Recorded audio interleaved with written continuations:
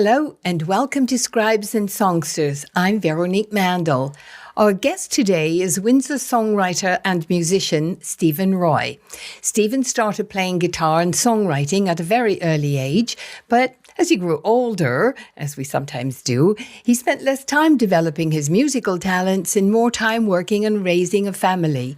But in recent years, his passion for songwriting has been rekindled and, with a little help from his friends, has released a single entitled Running in Circles, which we'll listen to a little bit later in the show. He'll be releasing a 10-song album, probably already has, under the name of his band. I love it, the Ded Kats. Welcome to Scribes and Songsters. Thank you for having me. It's always a lot of fun to come back to music, and I want to talk about that journey from when you gave it up and then when you came back to it, because I don't know if you ever give it up, do you? Yeah, I think it's always inside you, a beast just waiting to come back So out. I thought, first of all, why don't you tell us a little bit about yourself? You're a local guy? Yeah, born and raised in Windsor. One sister and divorced parents. But, I think growing up, I was always around music. From the local area, and early on, my father always had music playing, and I believe he was a wedding DJ when I was really young. So I always heard really loud music late at night, and hearing some rock and roll sounds that always triggered me. What sort of music, did he play? Did he have a particular genre that he would listen to? Some of my fondest memories that I recall, I remember back in the days when there was Columbia House Tape Club and people were buying up tons of music. He had a few tape cases, and there was this series called Cruisin', and it was like 50s and 60s rock and roll. And that was a huge influence on me. I remember having a small tape recorder and just playing those tapes like crazy. And my dad would play them as we drove around to various places together.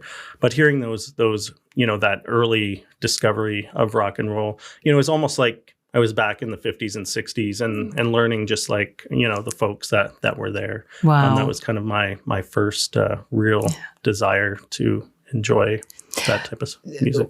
Did you do music at school?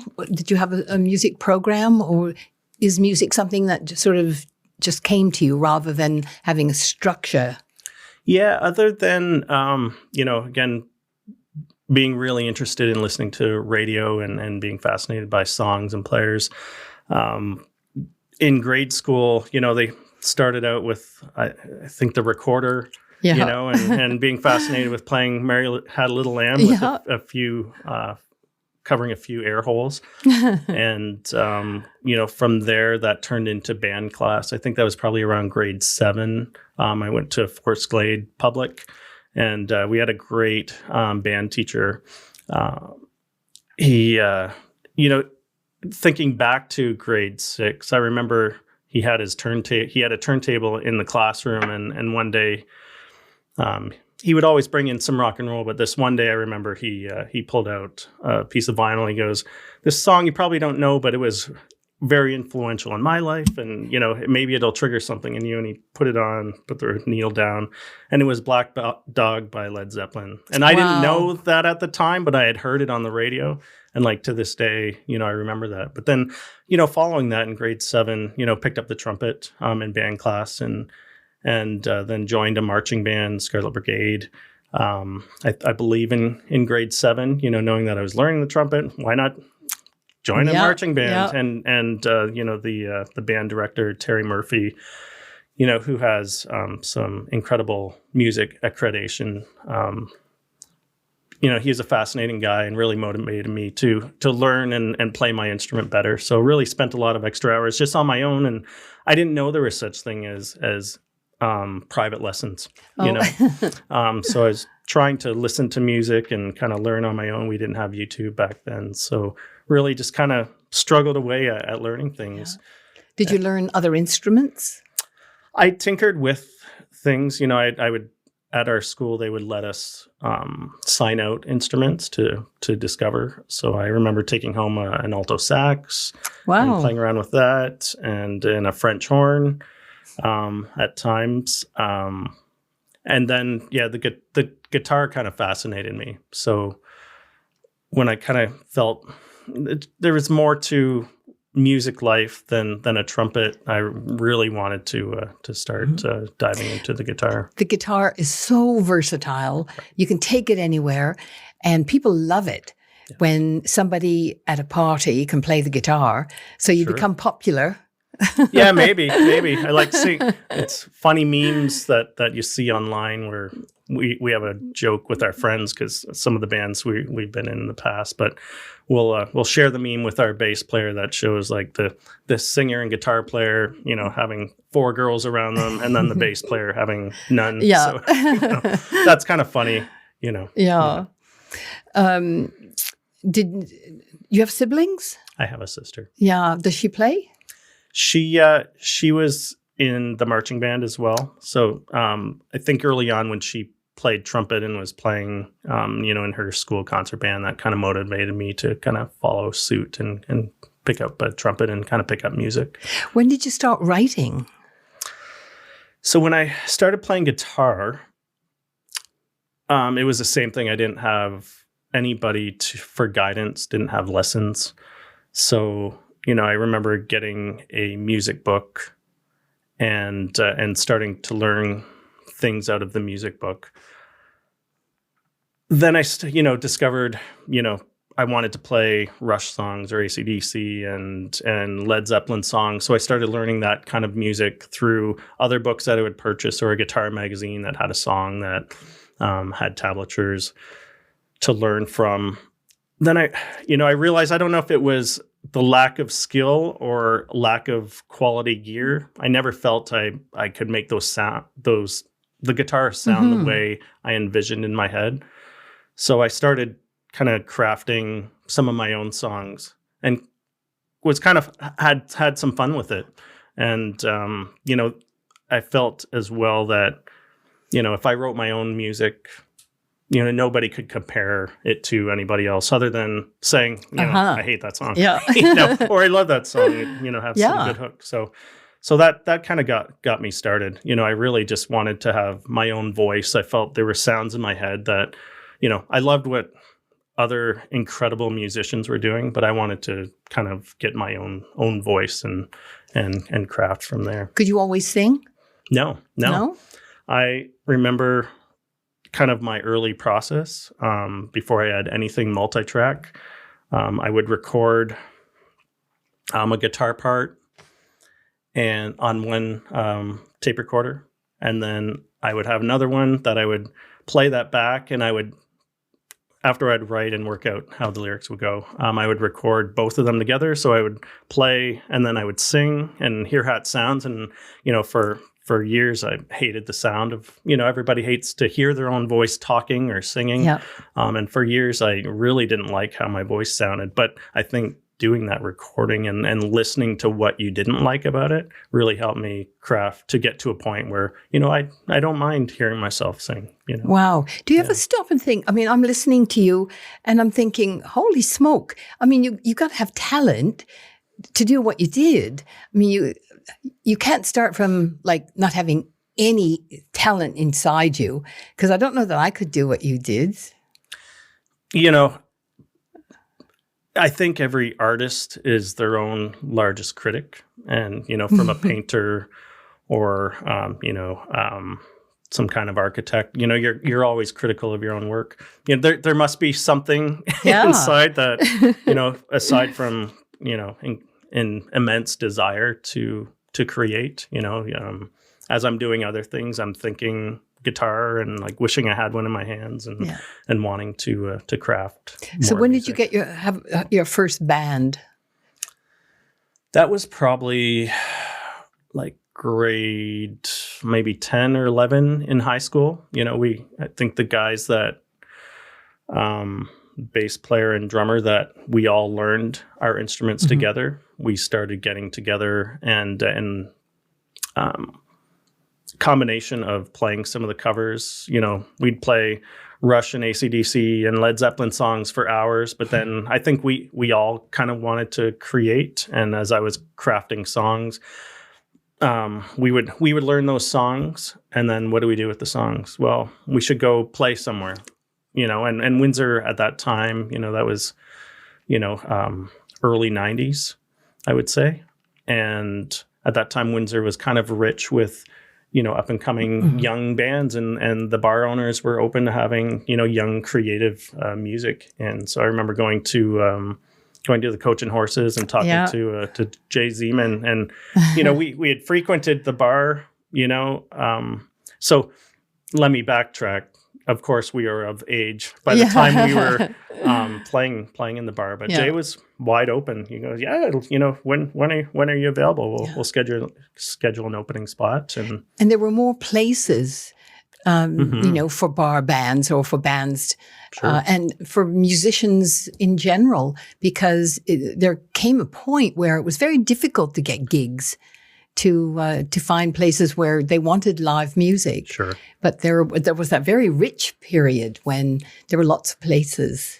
Yeah. And you know what? Without having a demo tape or, something to show for the reason why you should even be playing, is great for them to be open to having us. So while all of this was going on and you were, getting your music thing on, did you ever think you'd want a career, or did you always think that it was just something that was going to be a side?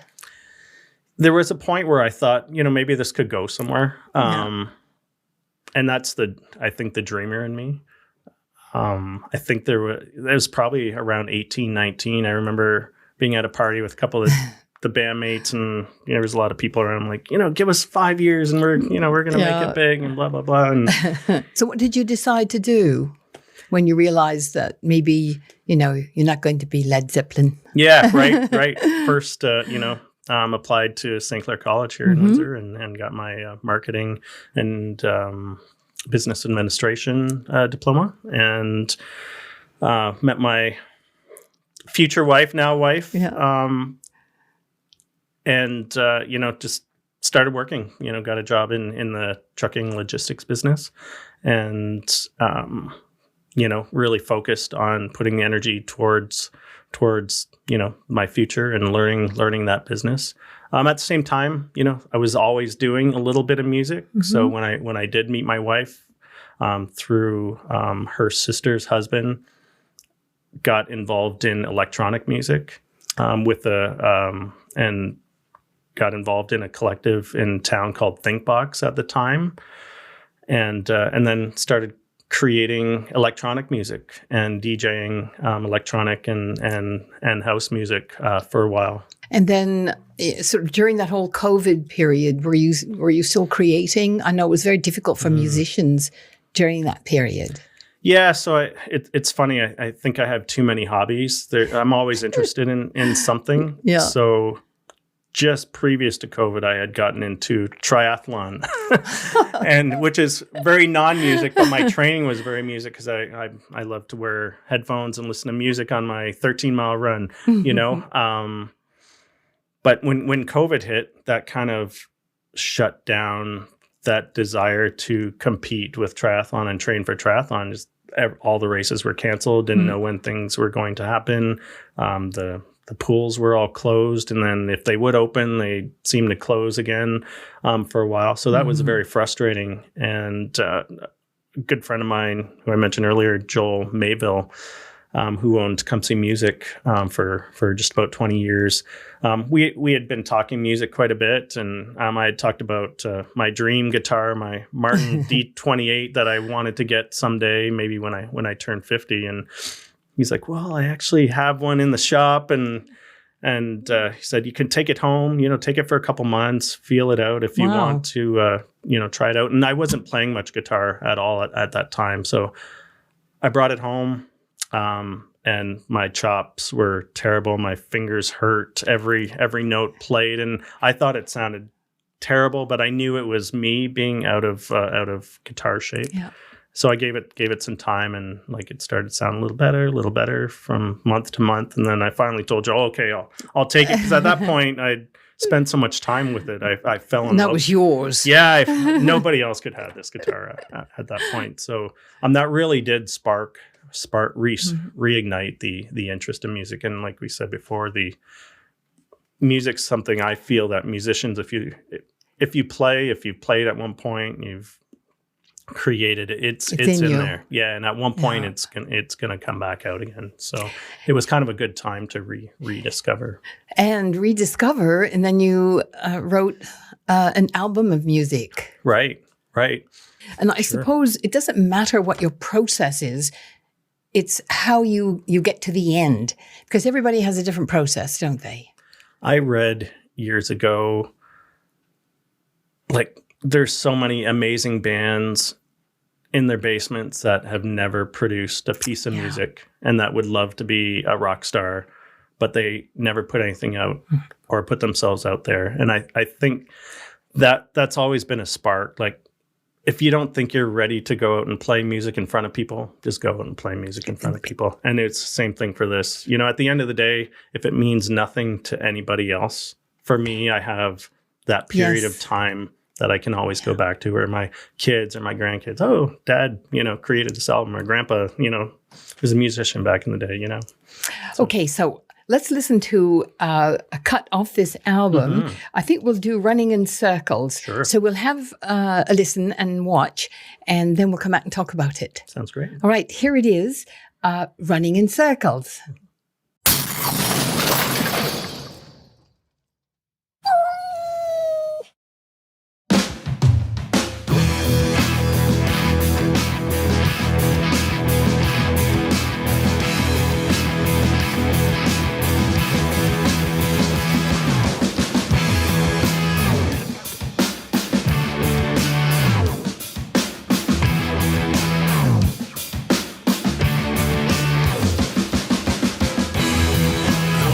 Distractions, my mind's spinning wild, I get no reactions, this time is ripping by, I find satisfaction, staring at the sky, no complications, a deep breath inside.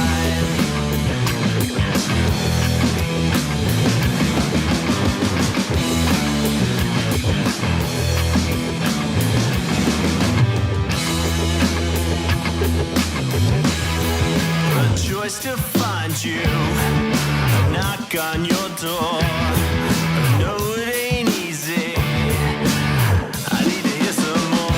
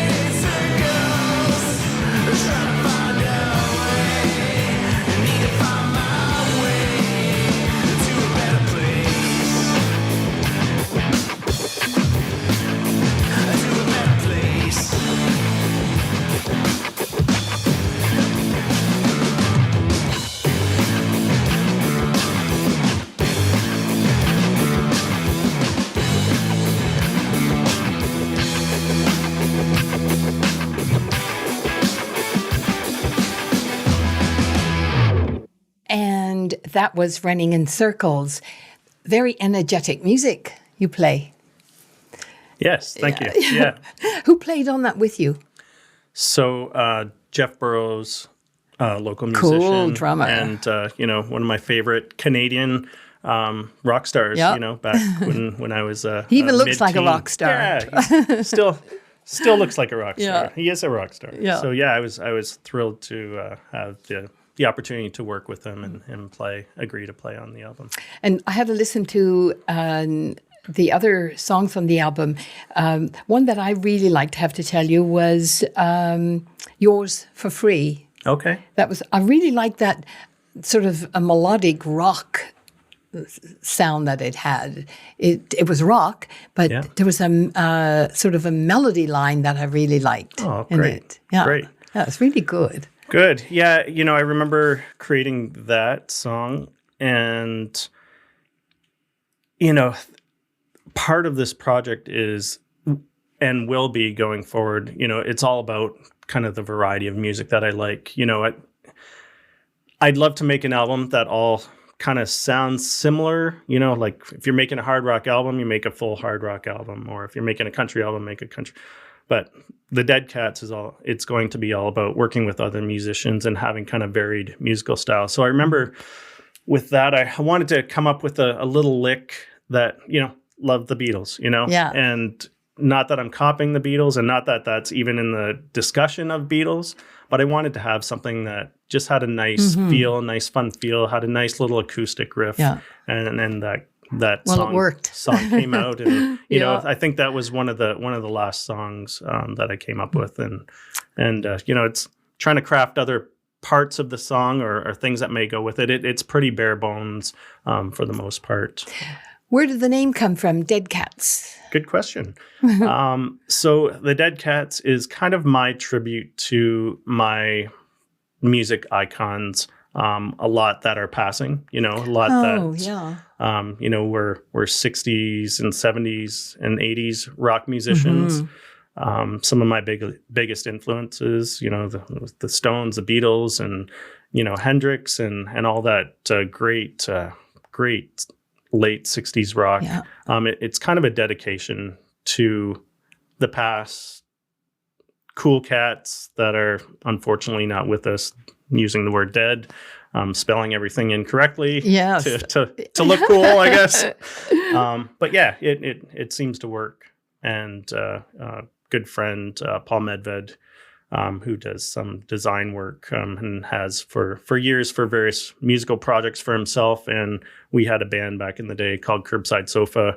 He always did all the artwork, so reached out to him, and he created for me, the perfect logo. We kind of talked about we wanted kind of like a 60s psychedelic, font, and he totally nailed it. Mm-hmm. Yeah, I agree. And it is a 60s font, but it's unique in its own way. Sure. Yeah, I liked it. How much time do you get to spend on your music? It all depends on how much energy I have, either before the day starts or after, So do you have small children or grown-up children? We have fairly grown-up children, 22 and 18. Oh, so, yeah. There's time between running a business and raising two kids and spending time with my wife. And my dog's very demanding because I have to throw a ball to her, for a couple hours a day too. So. Do your kids think you're cool? I think so. Maybe you should ask your wife. Yeah. They enjoy hanging out with Dad, and Are they musical? They both are. Yeah, they're both creative. My youngest is a competitive dancer. Oh, wow. As she's 18, trying to figure out the next step in potential dance. And my oldest, she was in musicals back in the day and sang, and she sings on the backing vocals on one of the tracks on the album as well. And she's going to be going to graduate film school at TMU next year. So she's just graduating now from the University of Windsor's BFA film production program. Oh, that's fantastic. Yeah, very creative kids. So what's in the works? Are you are you going to work on another album, or are you? Yeah, so first we're still slowly promoting this. So officially we haven't released the whole album to the world. We did a pre-release, what we called it, a pre-release and listening party in December, and had friends and family come out, people who contributed to the album at Villa 92, nice creative space in Tecumseh, run by Chris and Margaret McNamara and Fongs. So right now I've been releasing singles on the digital platforms. Yep. And have a little bit of travel coming up, and I knew that. So the plan is to get a few musicians together and play live a few times, and at one of the shows do an official big fun album release party. And in the background, I'm back to putting all my little clips on my phone, so I have dozens of ideas to start volume 2. And I'm excited. I'm craving to begin the process. Yeah, probably late summer.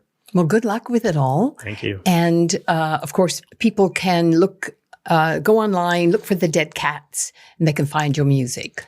Yes. So we have a few different ways, like obviously Spotify, iTunes, YouTube.